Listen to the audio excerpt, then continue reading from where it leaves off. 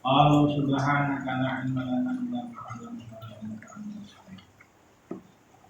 Qala Allah ta'ala rabbi shrah li sadri wa yassir li amri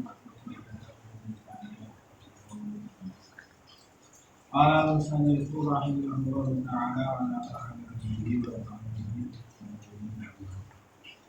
wa alam anna sunnal aqiqati wa salamataha min aibin yungkisu lahmaha wal akla minha wa tasadduqa ba'diha wa mungkina abaiha wa ta'ayyunha bin nazri hukmuhu ala ma sabaqa fil haddi. Ketahuilah bahwa kesunahan aqiqah yaitu dengan kambing yang sudah koel. Kalau kambing domba kemarin umur 1 tahun menginjak tahun kedua, atau kalau sebelum itu sudah rontok giginya setelah umur 6 bulan, dan kalau kambingnya kambing Jawa atau kambing kacang maka umurnya sudah 2 tahun menginjak tahun ketiga. Itu pula sapi sudah umur 2 tahun. Kalau unta sudah umur 5 tahun menginjak tahun ke-6, sudah lewat semua. Wa salamataha min aibin yulqisulah maha, harus selamat dari aib yang mengurangi daging. Jangan kambing yang buta, yang pincang, yang sangat kelihatan sekali sakitnya, sudah lewat semua kemarin. Yang sangat kurus sekali, yang kena penyakit kudis dan lain-lain.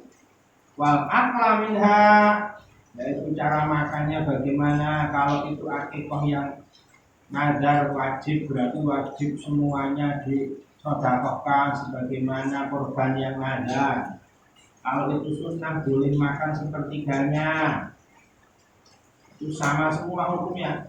Wata sodukoh bibagiha, sebagiannya yang di akikohkan harus disedekahkan dan harus mentah. Bedanya di situ. Kalau korban itu harus mentah, kalau akikoh matang. Wamtina abaiha, tidak boleh dijual belikan meskipun itu kurban atau akikah sunnah. Kata ayunah bin nazri, jadi wajib kalau dinazarkan, baik nazar hukuman ataupun nazar hakikatan.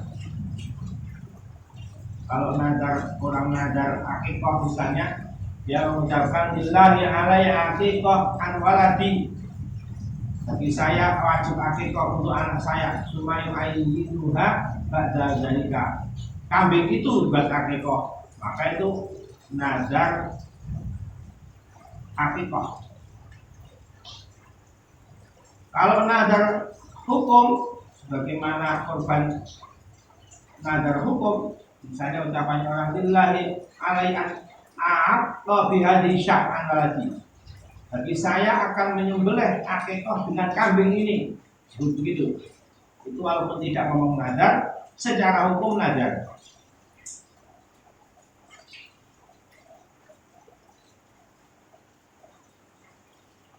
Ja'altu hadhihi aqiqatan an waladi, saya jadikan kambing ini akikah untuk anak saya. Itu enggak ngomong nazar, tapi secara hukum nazar. Hukmuhu ala masa baqa fil udhiyah, sudah lewat semua hukum-hukumannya di bab udhiyah, bab korban. Wa yusanu ayyu adzana fi udhunil mauludi al-yumna hina yuladu, disunahkan untuk mengadani di kuping kanan bayi yang dilahirkan, meskipun yang adzan orang perempuan. Misalnya ada yang cuma sakit, tidak ada yang mengadani, bapak-bapak, ibu-ibu boleh bersunah. bahkan meskipun orang kafir, misalnya dia lahir di dokter di rumah sakit kafir misalnya, tidak ada orang muslim di situ misalnya, meskipun yang mengadani orang kafir itu sunnah. Wa yuqima fil yusra, dan mengikomai di kuping kiri. Bagaimana hadis riwayat Ibnu Sunni, man wulidalahu mauludun fa'adzin fi udhunihil yumna wa aqama fil yusra. Fa'adzana fi udhunihil yumna wa aqama fil yusra lam tadurhu musibyan. Barang siapa punya bayi lahir, dia azankan di kuping kanan, iqamahkan di kuping kiri, maka bayi itu tidak akan diganggu musibyan. Musibyan itu salah satu jenis jin yang mengganggu bayi-bayi, namanya musibyan.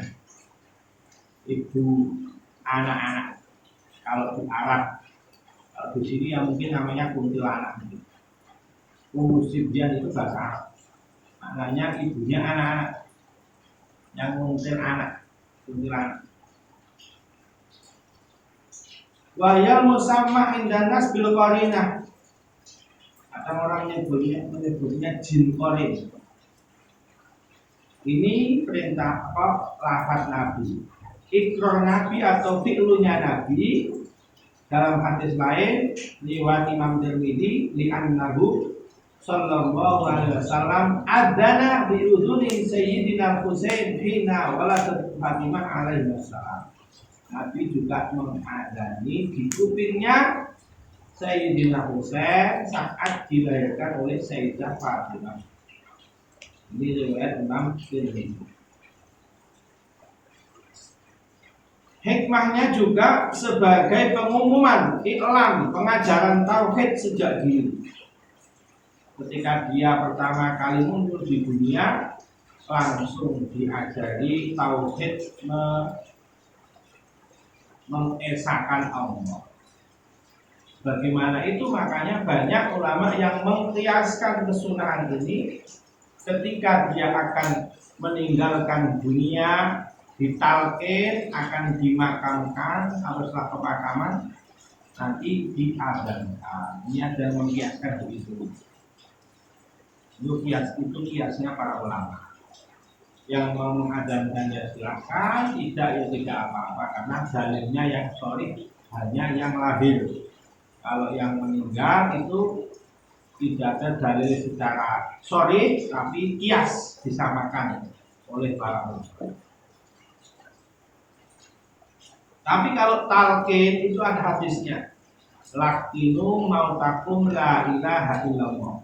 Talqin itu menuntun, sebelum meninggal dituntun, orang yang ngazak sakarat dituntun untuk mengucapkan la ilaha illallah. Atau setelah meninggal juga dituntun talqin, diajari cara menjawabnya malaikat mungkar nakir. Dari Imam Asy-Syaikh Ad-Dairabi, beliau menukil riwayat disunnahkan membacakan surat Inna Anzalnahu fi Lailatul Qadar di kuping kanan bayi. Kalau orang membacakan surat Inna Anzalnahu fi Lailatul Qadar di kuping kanan bayi, maka Allah akan mentakdir bayi tersebut tidak akan zina sepanjang umurnya. Ini faedah dari Imam Ad-Dairabi. Kuping kanan bacakan surat Inna Anzalnahu. Insya Allah Allah akan mentakdir bagi bayi tersebut sepanjang umurnya dia akan selamat dari zina, tidak akan berzina. Ini berasal dari para masyarakat. Wa ayyuhan nakal mauludu bitamrin, disunahkan juga mentahnik. Tahnik ini meloloh bayi, baik bayi laki-laki maupun perempuan, sebagaimana dulu Nabi didatangkan kepada Nabi bayi dari Abi Thalhah. Setelah dilahirkan, lalu Nabi mengambil beberapa kurma, mengunyah dan meloloskan atau mentahniknya ini di cetaknya ini di mulutnya bayinya Abi Thalhah. Dimasukkan ke mulutnya supaya si bayi ini nanti beberapa digosokkan ke langit mulut supaya nanti ada yang masuk ke perut.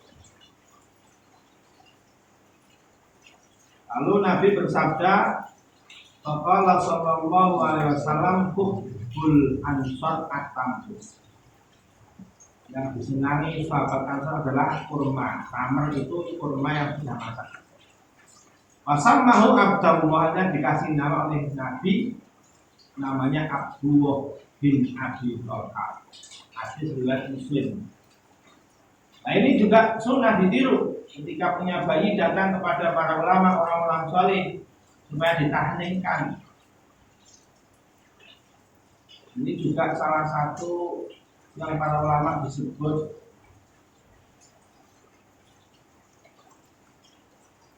imunisasi alami. Tahnik itu imunisasi alami. Itu menurut penelitian oleh para ahli modern, ternyata sesuatu yang manis semacam kurma ini ketika masuk ke mulut bayi itu nanti bisa jadi kekebalan tubuh, imunisasi alami. Akan lebih kuat daripada imunisasi yang kimia itu yang buatannya. Lebih kuat, lebih banyak fadilahnya, lebih terbukti kalau tahnik. Fayadmagha wa yudrika bihi hanakahu. Disunahkan ahlul khair wa shalah, orang baik dan soleh itu yang dimintai tahnik untuk mengunyah dulu. Jangan langsung ditelankan, belum bisa balik. Dikunyah dulu yang lembut, lalu digosokkan di mulutnya bayi, dalam mulutnya. Hanakahu dakhila famihi liyanzila min syai'un ila jauh. Di dalam mulut bagian dalam masukkan terus supaya sedikit ada yang masuk ke perutnya bayi. Tidak harus banyak-banyak.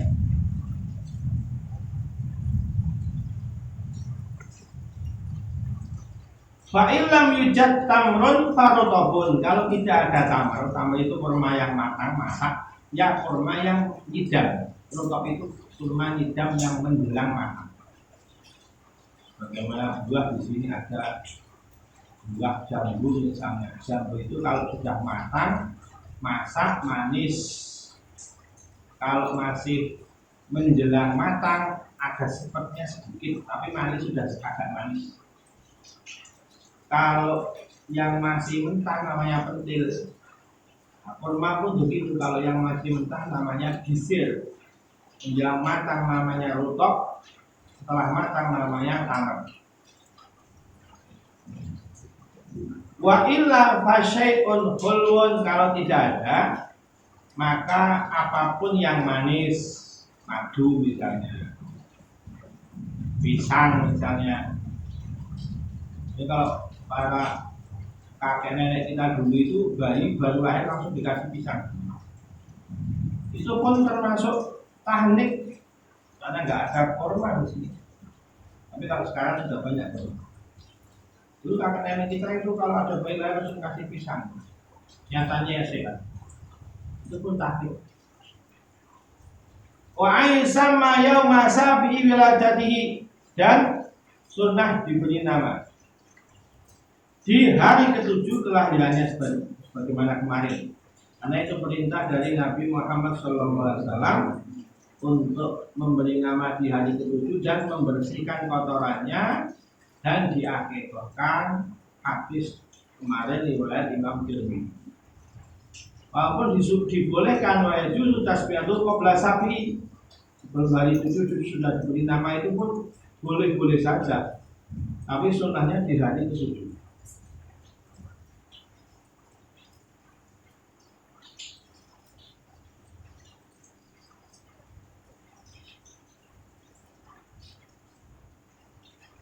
Dan disunahkan juga tidak disebut di matan memberi nama-nama yang bagus.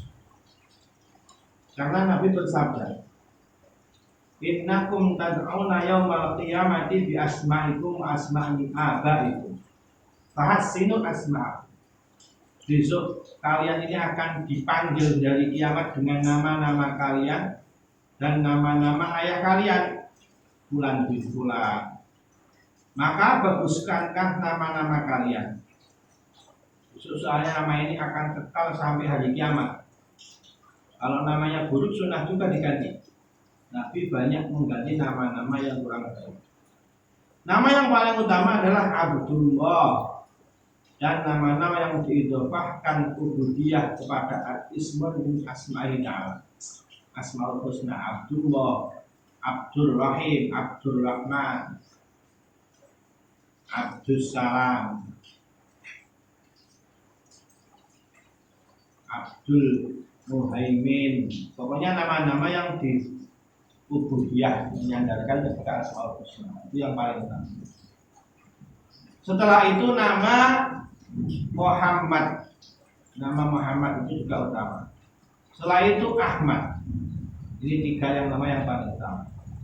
Bagaimana hadis riwayat Muslim, ahabbul asma ilallahi ta'ala Abdullah wa Abdul Rahman. Utama-utamanya nama yang paling dicintai oleh Allah adalah nama Abdullah dan Abdul Rahman. Dan juga hadis riwayat Ibnu Abbas,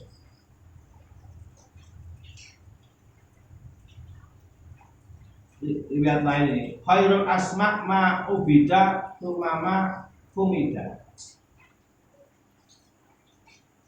Idza kana yaumul qiyamah nada munadin ala liuqim manismuhu Muhammadun falyadkhul jannah karamatan li nabiyhi sallallahu alaihi wasallam. Kata sahabat Ibnu Abbas, besok di hari kiamat akan ada orang memanggil-manggil, berdirilah yang namanya Muhammad, masuklah ke surga, untuk memuliakan Nabi Muhammad SAW. Itu utamanya orang yang namanya Muhammad.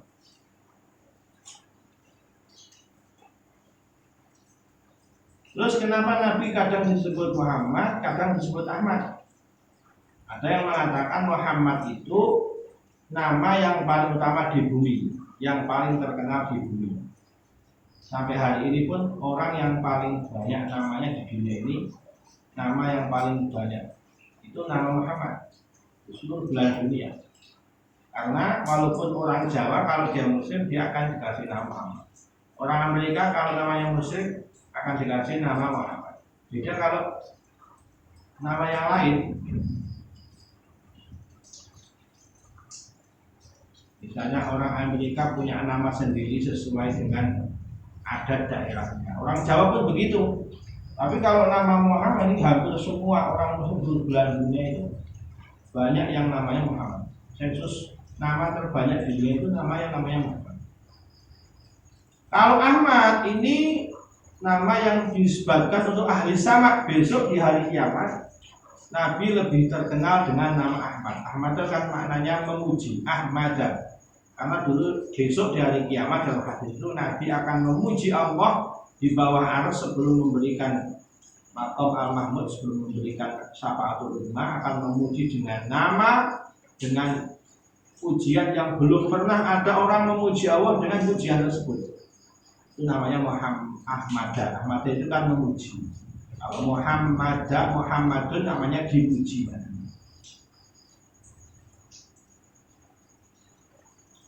Dan juga tidak makruh, boleh memberi nama dengan nama-nama malaikat dan nama para nabi.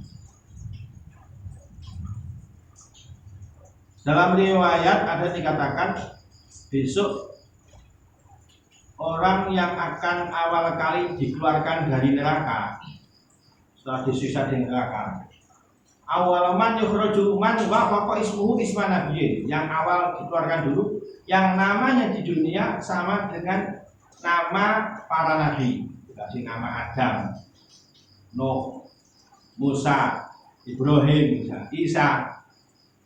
itu pun nama yang baik. Dimakruhkan nama-nama yang buruk, samakan dengan binatang misalnya. Namanya sama dengan binatang, sama dengan sesuatu yang memang kurang baik, atau nama-nama yang disebut oleh Nabi, dinamakan syaitan, dinamakan murrah, murid pahit.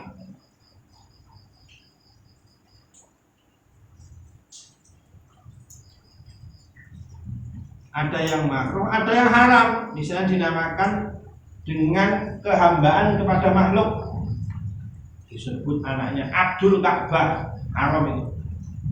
Abdul Hasan, Abdul Ali, misalnya.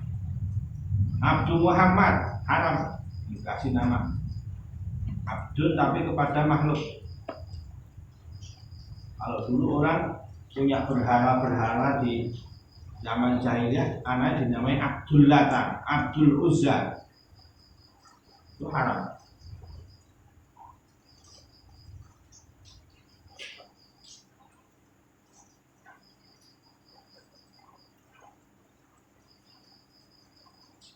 Dan juga nama-nama yang itu merupakan kekhususan bagi Allah.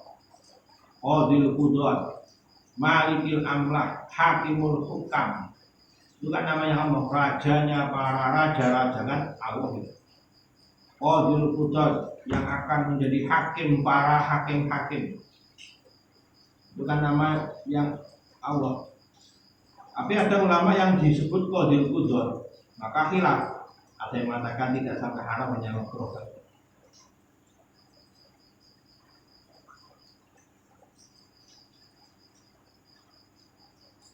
Ada dulu orang lahir dinamai Allah, dari lahir dinamai Allah, sambil berdek mati. Jadi terlalu kurang ajar ya, tidak mengadab. Anaknya itu dikasih nama Allah, tidak lama sambil berdek mati. Wa yajuzu tasmiyatuhu qabla sabi wa ba'dahu walau matal mauludu qabla sabi sunnah tasmiyatuhu. Boleh memberi nama sebelum hari ke-7 ataupun setelah hari ke-7. Andaikan si bayi mati sebelum hari ke-7, tetap sunnah memberi nama.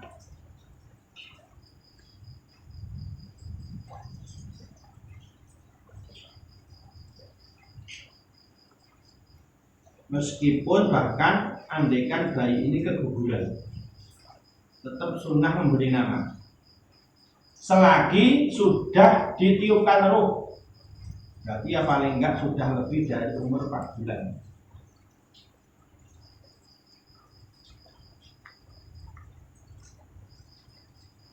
Karena kalau sudah dikasih ruh, besok tetap punya hak masuk surga, akan menjadi pelayan-pelayan di surga. Bayi-bayi anak mukmin yang mati sebelum balik atau masih bayi itu akan menjadi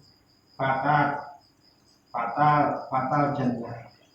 Jadi menjadi pelayan-pelayan khadimul jannah, menjadi pelayan-pelayan surga besok.